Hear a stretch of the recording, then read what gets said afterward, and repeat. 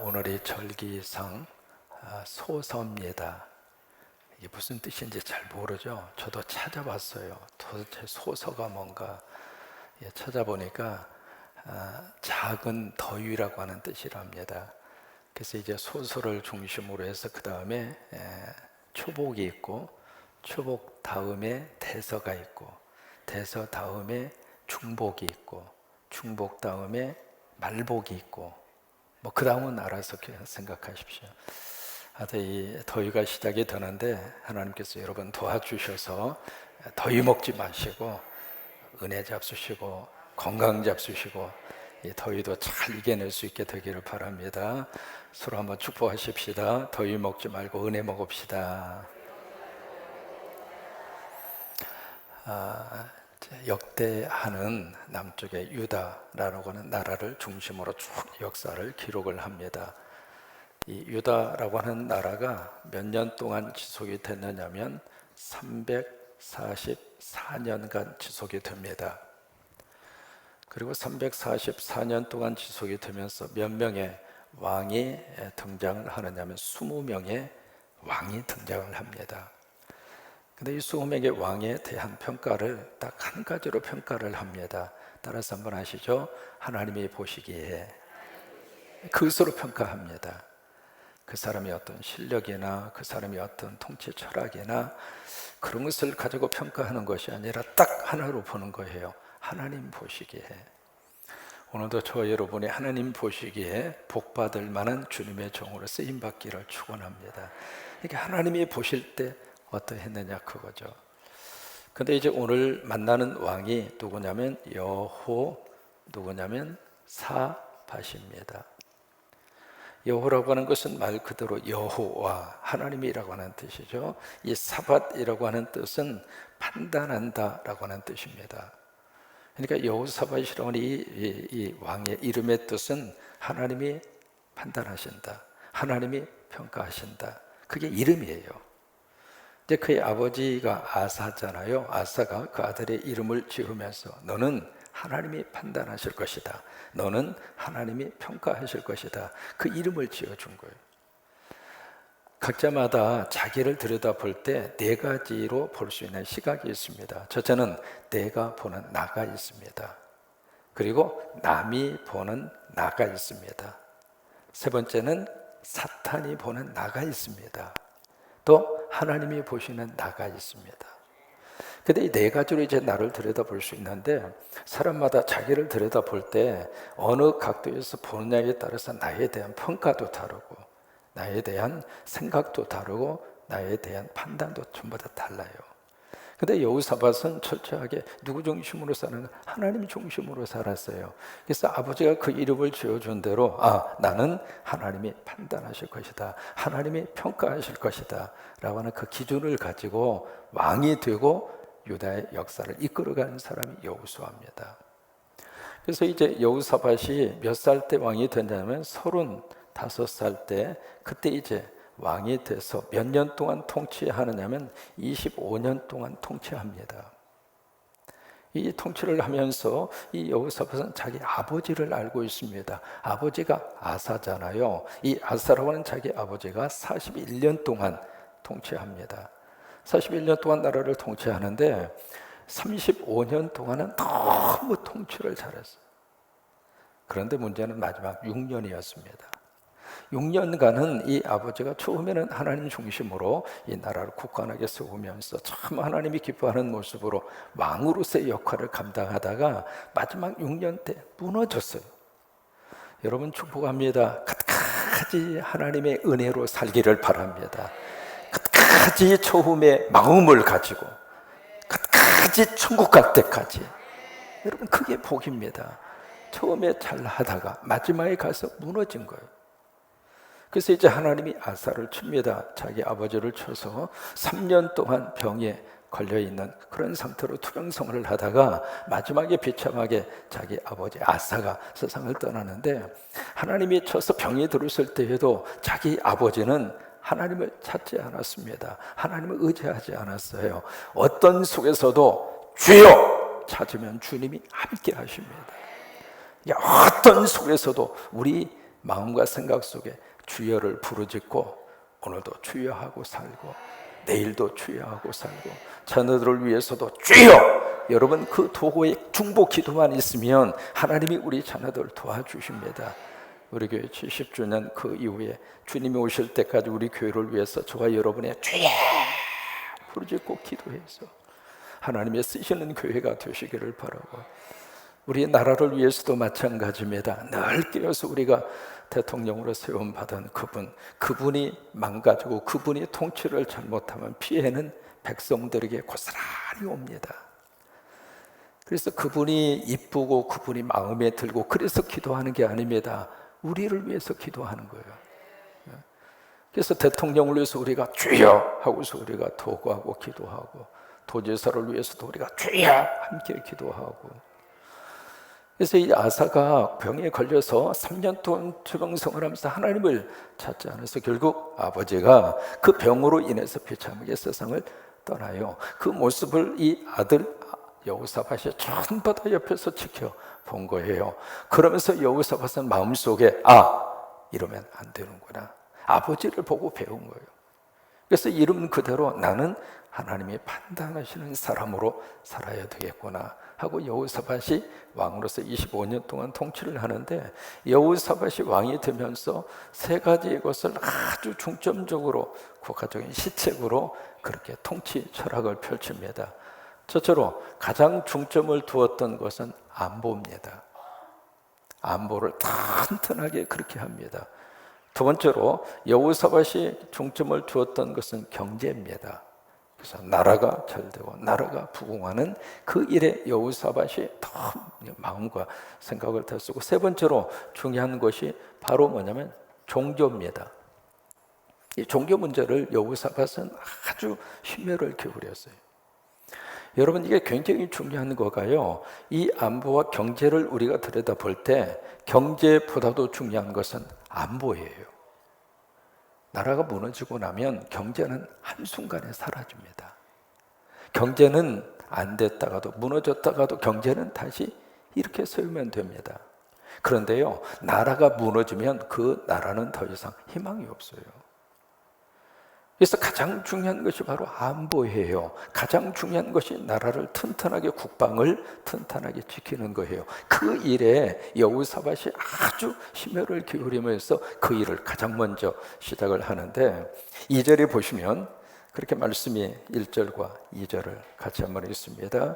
1절과 2절, 아사의 아들 여호사밧이 대신하여 왕이 되어 스스로 강하게 하여 이스라엘을 방어하되 유다 모든 견고한 성읍에 군대를 주둔시키고 또 유다 땅과 그의 아버지 아사가 정복한 에브라임 성읍들의 영문을 두었더라. 에브라임 성읍이 어디냐면 이스라엘입니다. 자기 땅이 아니거든요.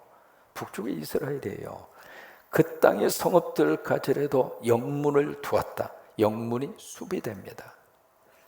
그래서 이제 튼튼한 국방을 강화하고 안보 체제를 튼튼하게 한 거예요.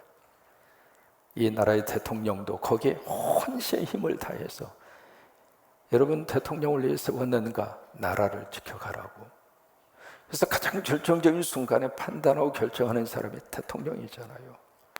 그래서 이 여호사밧이 바로 그런 면에 있어서 가장 그의 정치를 하는 동안 이 안보, 국방을 아주 튼튼하게, 그게 여호사밧이 한 최고의 그런 모습이에요. 두 번째는 경제입니다. 이 경제 문제를 어떻게 이제 그를 통해서 역사가 나타났느냐면 5절입니다. 5절을 보시면 그러므로 여호와께서 나라를 그의 어디에서, 선이라고 하는 단어가 나오잖아요. 이 선이라고 하는 말을 히브리어로 야드라고 합니다. 야드. 한번 해보실까요? 야드. 근데 그 손에서 무슨 역사가 나타났는가 견고하게 하셨어요. 하나님이 여호사밧의 손에서 그 나라를 견고하게 그렇게 해주셨어요. 그러니까 이 그의 손이라고 하는 것은 여호사밧의 손이지만은 이 손은 바로 힘과 그리고 어떤 파워의 상징이잖아요. 근데 그 여호사밧의 손을 누가 잡아주었는가? 하나님의 손이 잡아준 거예요. 그러니까 하나님의 손이 함께 하니까 여호사밧의 손에서 나라가 견고하게 된 거예요. 그렇게 기도합니다. 하나님, 내 손에서 우리 가정이 견고하게 하옵소서. 여러분의 손에서 우리 자녀들이 견고하게 하옵소서. 여러분의 손에서 여러분의 기업이 견고하게 하옵소서. 그냥 손은 손인데 그냥 우리 손이 아니라 하나님의 손이 함께하는 손, 그 손이 다 되시기를 바라고. 아멘. 그래. 그러니까 이 여호사밧의 손을 통해서 그런 역사가 나타나는 것이 아니라 하나님의 손이 잡아주는 여호사밧의 손이었단 말이죠. 그래서 그 손을 통해서 5절에 있는 말씀대로 견고하게 하시며, 그래서 견고하게 하시는데 누가 견고하게 하시는가? 하나님이 견고하게 하신다고 하는 거예요. 그러면서 유다 무리가 여호사밧에게 뭘 드렸느냐면 예물을 드렸으므로, 그게 그 다음이 중요합니다. 그가 같이 한번 읽습니다. 부귀와 영광을 크게 떨쳤더라. 이게 참 놀라운 하나님의 축복이죠. 옛날 번역에서는요, 부귀와 영광이 크게 달하였더라, 그렇게 번역을 했습니다. 그러니까 여호사밧 이 시대에 바로 이 경제적으로 굉장히 용성하고 부강한 그런 나라가 된 거예요. 바로 여러분 가정에, 여러분 때문에 가정이 막 일어나고, 여신도 실행위원들 때문에 우리 교회가 막 일어나고, 9월달 바자유를 통해서 막 일어나게 되기를 축복합니다. 여신도 회원들이 지나가는 장소마다 역사가 나타나고, 그게 무엇을 통해서 나타나게 됐는가? 하나님의 손이 내 손을 잡아주시니까 이제 그런 일들이 일어나게 된 거죠. 그러니까 경제 문제가 여호사밧을 통해서 잘 그렇게 나라가 튼튼하게 이루어지게 된 거예요. 그리고 세 번째는 종교 문제입니다. 이 여호사밧이 이 종교 문제를 어떻게 끌어갔는가? 여기 보시면 6절입니다. 6절 같이 한번 읽습니다. 그가 전심으로 여호와의 길을 걸어 산당들과 아세레 목상들도 유다에서 제거하였더라. 이게 전심으로, 이 전심으로라고 하는 말은 가라앉았던 마음을 들어 올린다, 그 말이에요. 어떤 낙심하고 절망하면 마음이 자꾸 가라앉아요. 뭔가 이렇게 마음속에 무거운 돌멩이가 있는 것처럼 자꾸 마음이 가라앉아서 어떤 의욕도 자꾸 상실하고, 그러다 보면은 자꾸 스트레스도 쌓이게 되고, 그게 나중에는 우울증으로 발전하는 거예요. 그러니까 우리 마음이 자꾸 가라앉지 않도록, 우리 마음이 자꾸 밑으로 다운되지 않도록, 그냥 땅속으로 들어가는 것처럼 우리 마음이 그쪽으로 자꾸 쏠리지 않도록 자꾸 마음을 들려 올려야 돼요. 찬송하면서 마음을 들어 올리고, 주여 하면서 마음을 들어 올리고, 그게 전심으로라고 하는 단어의 뜻이거든요. 그래서 전심으로 여호와의 길을 걷습니다. 그러면서 산당, 아세라, 목상들을 유다에서 전부 다 어떻게 하는가? 제거합니다. 3절에 보시면은요, 참 너무 귀한 은혜를 여호사밧이 받습니다. 3절, 여호와께서 여호사밧과 함께 하셨으니, 이것이 바로 임마누엘입니다. 이게 하나님이 여호사밧과 함께 하셨어요. 임마누엘, 이 말이 예수님의 이름이잖아요. 예수님의 이름이면서 또 하나, 우리에게 세상 끝날까지 내가 너희와 항상 함께 있으리라, 임마누엘입니다. 오늘도 여러분 하나님이 함께 하세요. 성령님이 우리와 함께 하세요. 우리를 과와 같이 버려두지 않으세요. 우리와 함께 하십니다. 어려움이 있을 때도 주님이 함께 하시고, 좋은 일이 있을 때도 주님이 함께 하시고. 웨슬레가 이 세상을 떠날 때 영국에 나온 위대한 하나님의 사람이잖아요. 마지막 그의 남기고 간 유언이 무슨 말이냐면, 이 세상에서 가장 아름답고 좋았던 것은 하나님이 나와 함께 하시는 것이었습니다. 임마누엘. 그러니까 이 여호사밧과 누가 함께 했는가? 하나님이 함께 하셨어요. 그러면서 이는 하나님이 함께 하신 그 이유를 3절에서 그렇게 설명을 합니다. 왜 그랬는가? 왜 하나님이 여호사밧과 함께 하셨는가? 이는 그가 그의 조상 다윗의 무슨 길? 처음 길로 행한. 그 다윗에게는 처음 길이 있었던 것처럼 또 하나 나중 길이 있었다, 그 말이에요. 처음 길과 나중 길이 뭐가 차이가 있었는가? 나중 길은요, 우리아의 아내 바세바를 범한 게 나중 길로 간 거예요. 하나님이 기뻐하지 않는 인구조사를 하잖아요. 그것 때문에 국가적으로 굉장히 어려움을 당했습니다. 그게 다윗이 걸어간 나중 길이에요. 근데 여호사밧은 그 다윗이 나중에 걸어간 그 길을 걷지 않고 처음에 다윗은 어떻게 걸어갔는가? 하나님의 말씀에 순종하고 하나님과 동행하고 하나님의 음성에 귀를 기울이고, 그게 다윗이 처음에 걸었던 다윗의 길이에요. 여호사밧은 그 길을 걷습니다. 그러면서 다윗이 처음에 가졌던 그 길을 걸으면서 거기에 산당, 아세라 목상 전부 제거하고, 근데 중요한 것은 이것으로 끝나지 않았습니다. 일반적으로 남쪽의 유다 역사 속에 3대 선왕이 있습니다.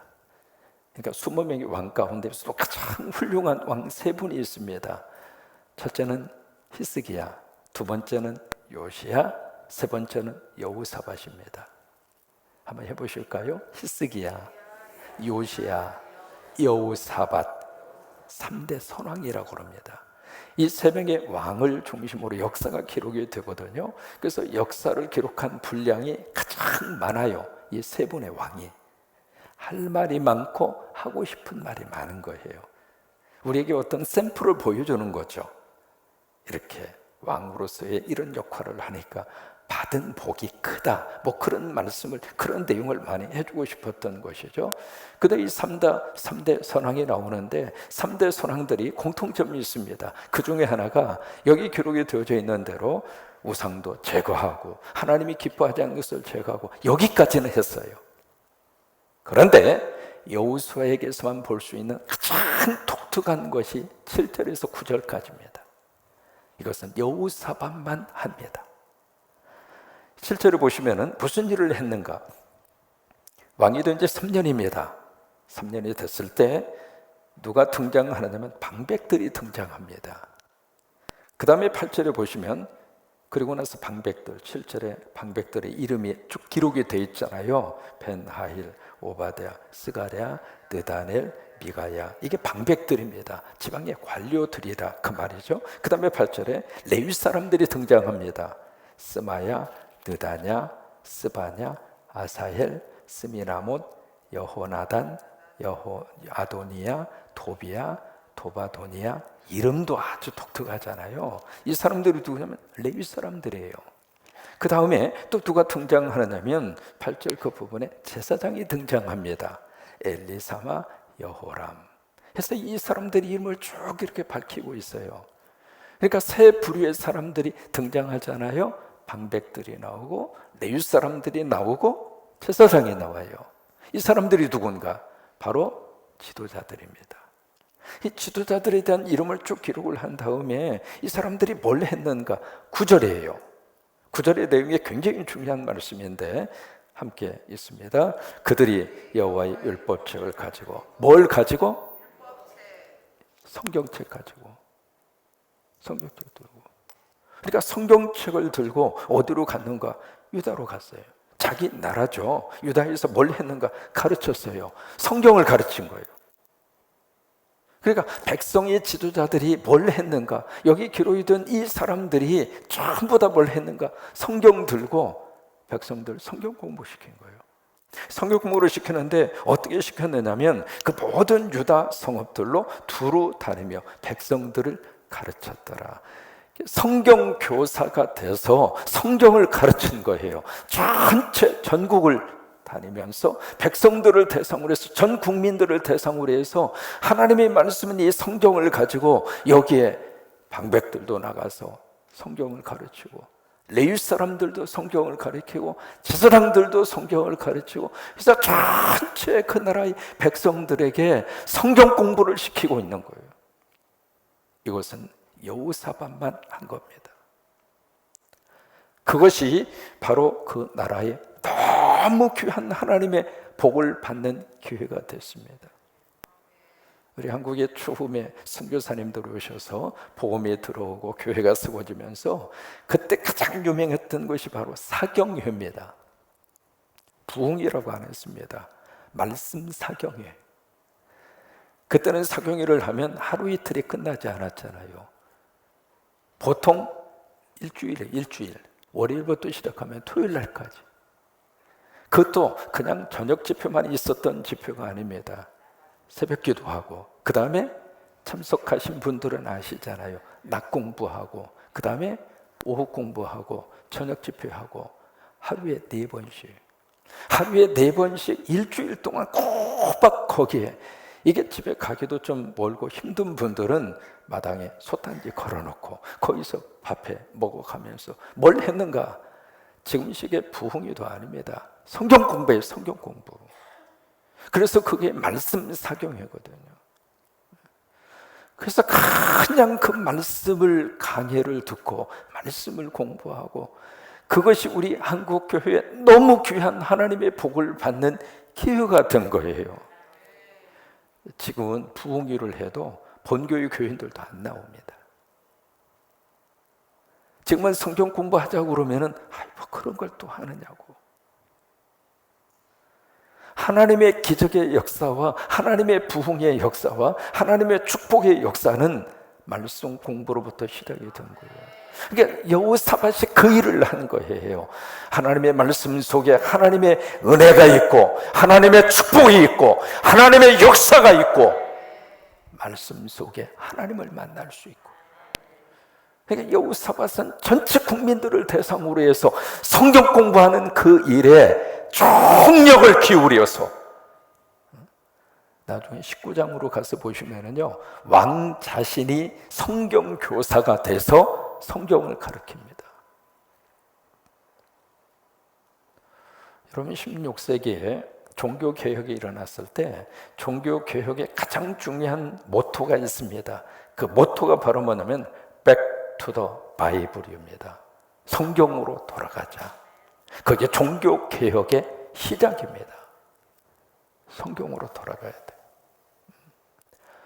우리 교회 새벽제단을 통해서 우리가 성경 강해를 지금 거의 이제 구약이 거의 다 끝나갑니다. 어쨌든 우리가 창세기부터 계시록까지 나름대로 부족함도 많고 강해 끝나고 나면 조금 더 열심히 할 걸, 그런 아쉬움이 항상 남습니다만은, 어쨌든 간에 창세기부터 시작을 해서 요한계시록까지 하나님의 말씀을 처음부터 끝까지 계속 강의 스타일로 우리 성도들에게 한번 제공할 수 있었다고 하는 자체가 참 감사해요. 우리는 말씀으로 돌아가야 됩니다.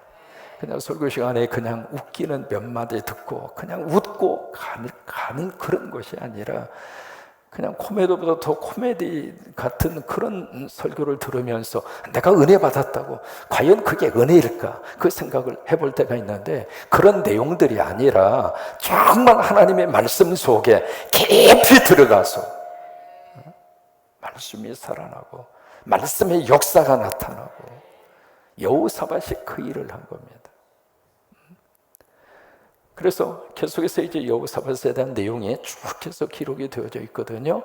바로 오늘 여호사밧 3가지 말씀을 하십니다. 그가 왕이 되고 나서 첫째는 국가의 국방력과 안보를 튼튼히 했고, 두 번째는 경제를 일으켰고, 세 번째는 종교를. 그래서 하나님의 말씀을 가지고 전국으로 쫙 흩어져서 하나님의 말씀의 사경회가 일어나도록 그렇게 해서 나라를 튼튼하게 그렇게 만든 사람이 여호사밧입니다. 오늘 저와 여러분의 내 가정의 여호사밧이 되게 하시고, 여러분이 바로 이 교회의 여호사밧이 되시기를 바라고, 군산 지역의 여호사밧이 군산 성광교회가 되기를 바라고, 그래서 하나님 앞에 쓰임받는 귀한 역사가 임하기를 주의 이름으로 축원합니다.